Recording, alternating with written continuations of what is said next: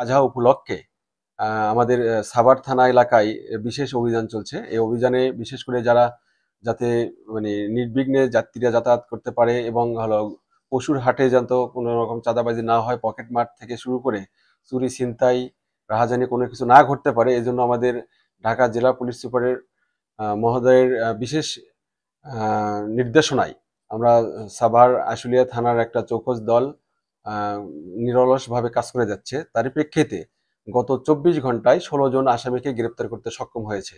এই ১৬ জনের মধ্যে থেকে প্রথমে একটা ৬ জন মহিলা যারা ব্রাহ্মণবাড়িয়ার নাসিরনগর থেকে এসে গাজীপুরের চন্দ্রায় তারা একটা বাসা ভাড়া করে এই এলাকায় বিশেষভাবে ছিনতাই করার শুরু করে দিয়েছিল।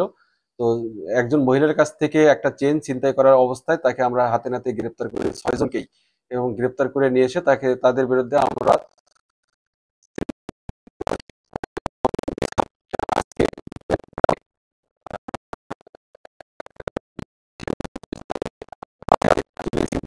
রকমের হলো ঘটনা না ঘটে সেজন্য আমরা বাসেও চেকপোস্ট করছিলাম, লোকাল বাসে। তো একটা লোকাল বাস চেক করা অবস্থায় ৫ জনকে গ্রেপ্তার করতে সক্ষম হয় যারা পকেটমার করছিল।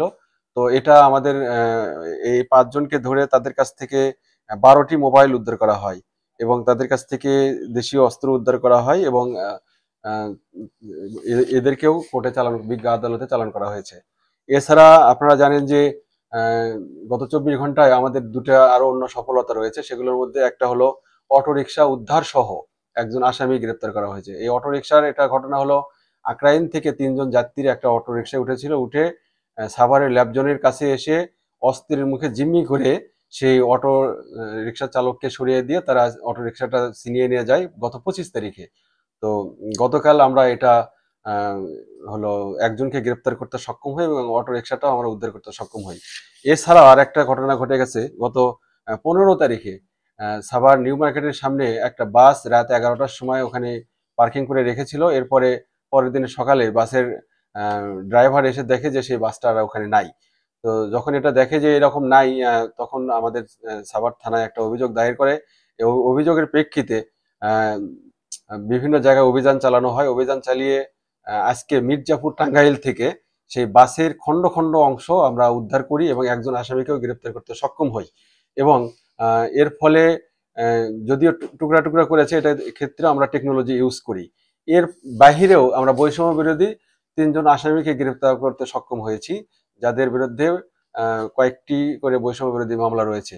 সুতরাং যাদেরকে গ্রেপ্তার করা হয়েছে বৈষম্য বিরোধী ছাড়াও, বিশেষ করে যে মহিলা যে ৬ জন হলো ছিনতাইকারী চক্র ছিল, এরা ঈদ উপলক্ষে এই এলাকাটা অস্থিতিশীল একটা অবস্থা তৈরি করত, যাতে করতে না পারে সেজন্য আমরা আগে থেকেই তাদেরকে গ্রেপ্তার করতে সক্ষম হয়েছি। প্রথম এসেই তারা একজন মহিলার কাছ থেকে জোর করে ছিনিয়ে নিচ্ছিল। সুতরাং এটা এবং পকেটমার তাদেরকেও যে বাস থেকে তো আমরা ধরতে পেরেছি।